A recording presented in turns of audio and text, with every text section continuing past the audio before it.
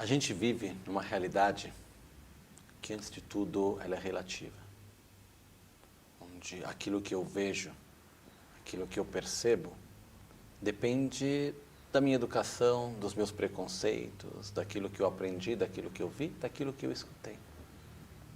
E aquilo que você vê depende daquilo que você viu, daquilo que você aprendeu, da cultura na qual você cresceu, daquilo que você ouviu, das influências que você recebeu.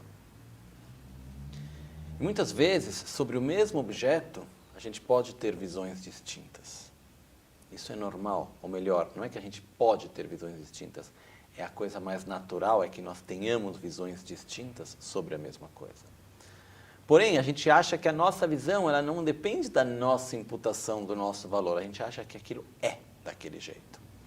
Isso faz com que a gente acabe entrando em conflito quando alguém tem uma visão diferente da nossa.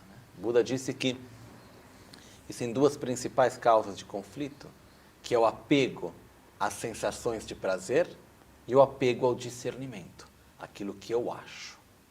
Então, muitas vezes, como a gente vive hoje em dia, acabam se criando conflitos, porque eu penso de um jeito, você pensa de outro, e o mais absurdo é que a gente quer a mesma coisa.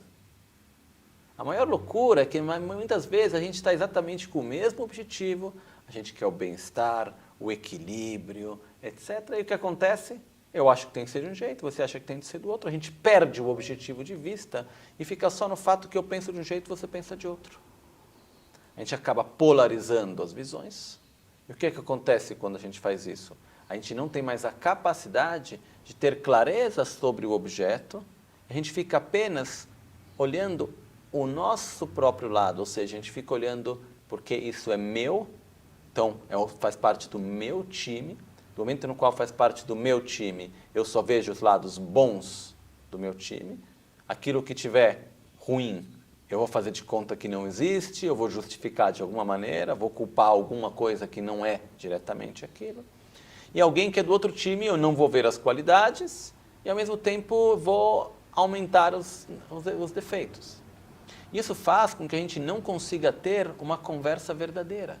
A gente não consiga ter uma troca verdadeira. Porque ter pontos de vista diferentes é supernatural e normal. Em tibetano se diz 50 yaks, 50 bois, 100 chifres, 100 pessoas, 100 cabeças diferentes, 100 mentalidades diferentes. É normal a gente ter pontos de vista diferentes, não tem nada de errado nisso. Porém, a gente tem que ter a objetividade de poder observar e escutar, sem ter o apego ao fato que é o meu ponto de vista.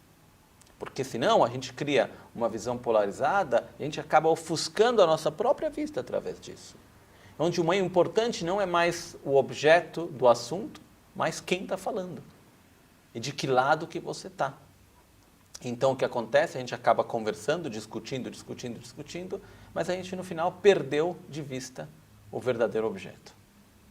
E perdeu de vista que a gente quer ir para a mesma direção. É como a gente dizer, eu quero ir de carro, você quer ir de bicicleta. Você achar que é melhor um, eu acho que é melhor o outro.